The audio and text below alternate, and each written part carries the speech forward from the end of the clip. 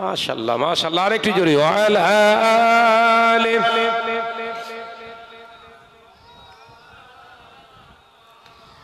বন্ধু স্বজন আত্মীয় পরিজন পরিয়ে তোমার নতুন কাফন, বন্ধু স্বজন আত্মীয় পরিজন পরিয়ে তোমার নতুন কাফন নিয়ে যাবে ওই কবরে, থাকবে না কেউ আপন।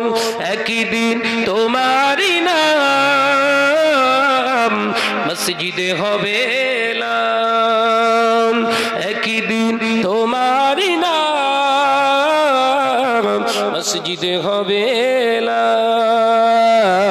আল্লাহুম্মা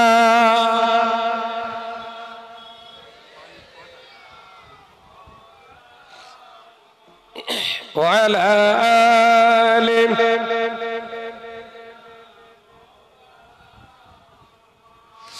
টাকা কড়ি গাড়ি বাড়ি থাকবে না কেউ সঙ্গে তোমার, টাকা কড়ি গাড়ি বাড়ি থাকবে না কেউ সঙ্গে তোমার, থাকবে সেদিন সঙ্গী হয়ে নূর নবীর সুন্নাত। জোরে হলো না? আর জোরে হলো না? দুনিয়া জমিনে টাকা ইনকাম করেছেন, অনেক অর্থ কামাই করেছেন, বিরাট প্রপার্টি বানিয়ে ফেলেছেন, ডিপোজিট করেছেন। হঠাৎ একদিন আজরাইল আলাইহিস সালাম আসবে, চল বেরিয়ে চল।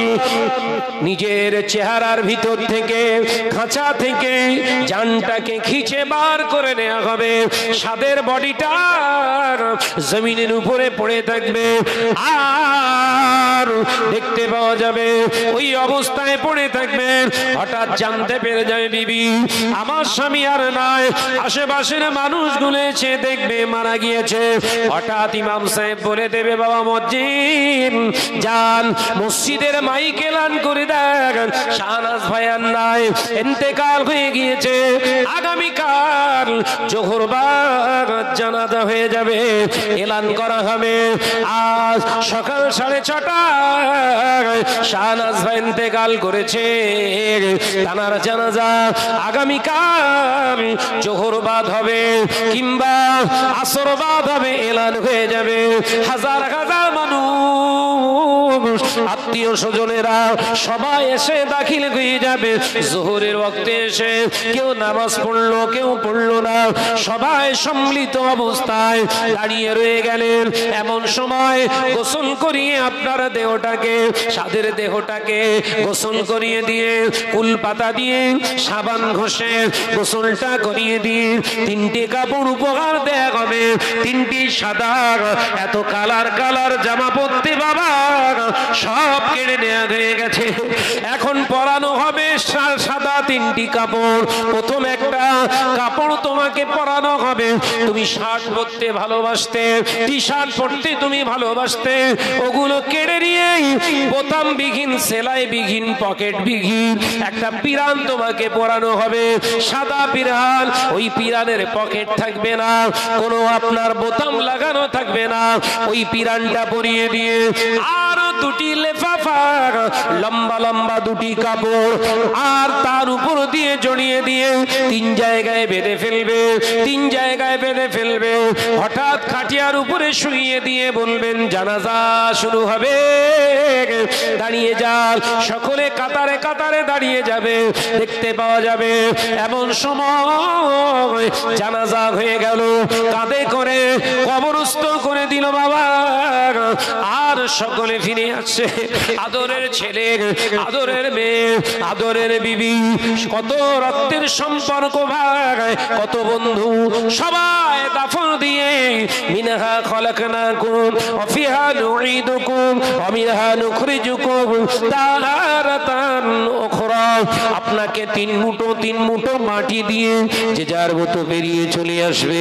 বাবাজি আমার, যে নবীর কথা শোনেননি, যে নবীর সুন্নাত মানেননি, কবরে রেখে আসার পরে পরে ফেরেশতা এসে প্রশ্ন করবে মা দিনুকা, তোর ধর্ম কি বল। রব্বি আল্লাহ, বল তোর রব কি। মান রব্বুকা, তোর রব কি বল। জবাব দিতে পারবেন না। মান নবিয়ুকা, তোর নবীকে। এই নবীকে যে জিজ্ঞাসা করা হবে, আল্লাহ নবীকে আপনার সামনে দেখানো হবে।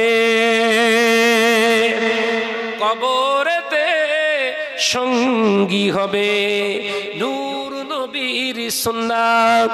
কাফন পরানো হলো, দুনিয়া সব খুলে বেরিয়ে চলে গেল, কিন্তু মুখেতে দাড়ি রেখেছিলেন, ওটা সঙ্গে কবরে চলে গেল। সেই সুন্নতকে কাটার জন্য ঘরের ছেলেরা 50 টাকা, 100 টাকা, 150 টাকা লাগাচ্ছে। এই কথা বলছেন না কেন? রেগে যাচ্ছ বাপ? রাগ হচ্ছে না? যাক, রাগ নেই তাহলে।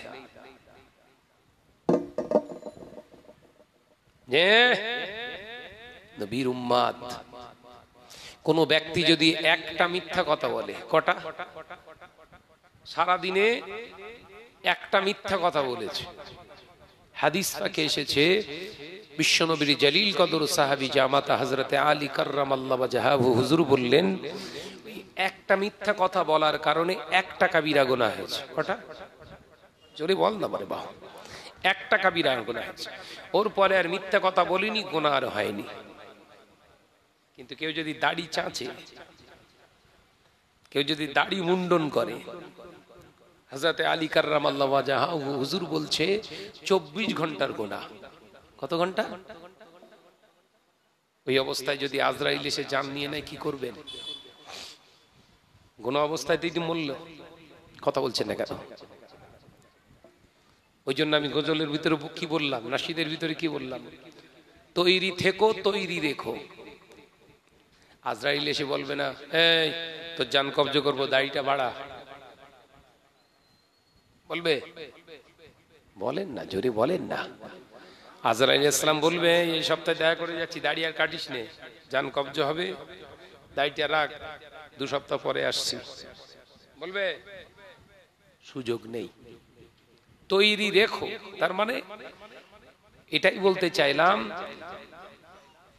5 ওয়াক্ত নামাজ, সাথে সাথে আপনার গোটা চেহারাটা সদা পবিত্র অবস্থায় রেখে দাও।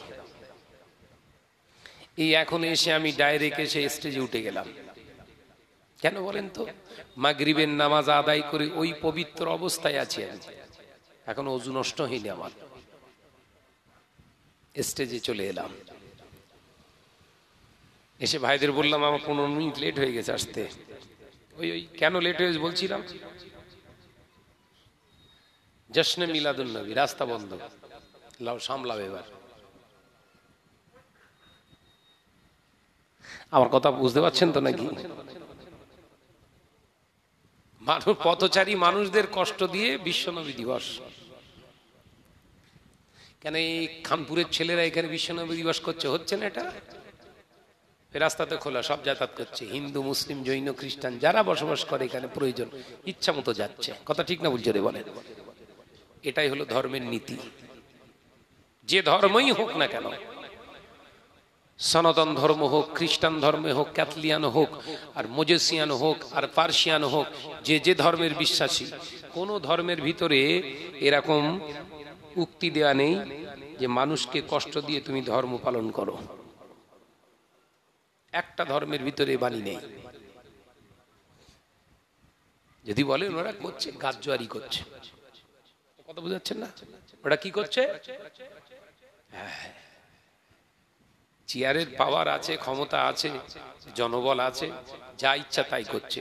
তবে ওর খেয়াল রাখতে হবে, পেছনে কিন্তু আজরাইল সবসময় রেডি, হুকুম হলি ছাড় নেই। কথা বুঝাচ্ছেন না? ও এরকম করে থাকে সবসময়। কথা বুঝাচ্ছেন না কেন? একবার শুধু হুকুম করবে, লে চুন, পানের বোটা থেকে চুন খসতে যে সময়, তার 10 গুণ আগে আপনার হাওয়া করে দেবে। কথা বুঝাতে পারলেন না? ঘড়ির সেকেন্ডের কাঁটা খ্যাটকন নড়লে একটা সেকেন্ড, তো ওই খ্যাটকন নড়ার 10 গুণ আগে আপনার